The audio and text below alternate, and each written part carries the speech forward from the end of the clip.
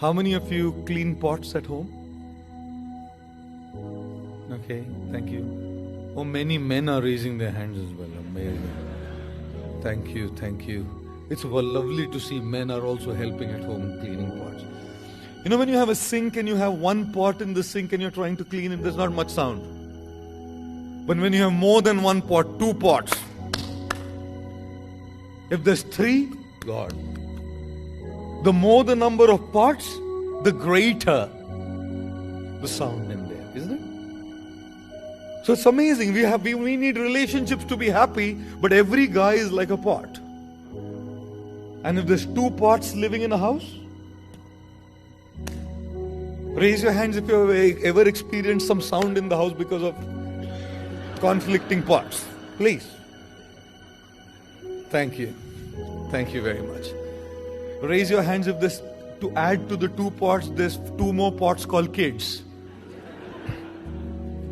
And then you have two more of those pots who grow up as teenagers, then the sound increases even more. Raise your hands if you have experience of that. Phew. Oh my God. What do? It's relationships that bring you joy, and the same relationships that you're constantly fighting. One husband and wife, my God, they had such a fight. They had such a fight. And the lady called her mother, Mom, I can't stay with this guy, Mom. It's too much. I'm not going to stay with this guy. Mama, I'm coming back home for 3 weeks, Mama. I'm coming back. The mother said, darling, you don't come back. He must get the reaction to what he has done. I'll come to your home for 3 months. You relax there. You just take it easy, you know. I'll come to your home for 3 months. We will make sure he gets every bit of what you give it to him. As much as we want our relationships to be deep, we also know the challenge is egos. As much as we want to make them the bondings of love, we know the challenges is massive differences of nature. As much as we want to have those true, genuine exchanges based on affection, the challenges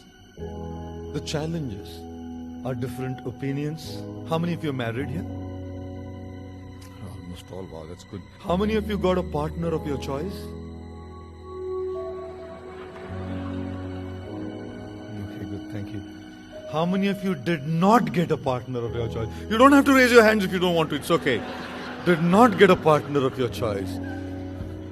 As if it makes a lot of difference. As if it would make a lot of difference that you get a partner of your choice or you don't get a partner of your choice. Eventually, you end up staying with each other and more or less the same things happen. You know, I always say this. I say, no one teaches a volcano how to erupt. No one teaches a tsunami how to sway. No one teaches a hurricane how to attack. And no one teaches a man or a woman how to find a partner in marriage. Natural disasters just happen. Natural disasters just happen. Now, I just have one thing to say. We don't want our relationship to be a disaster. We don't want our relationship to be a disaster. And it's not just a married relationship, any relationship. These principles are true for any relationship. We don't want our marriage to be or our relationship to be a disaster.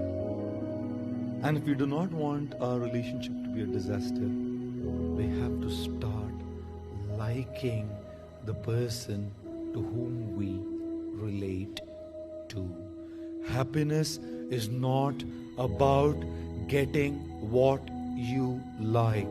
Happiness has a lot to do with liking what you get. We are so busy trying to get what we like.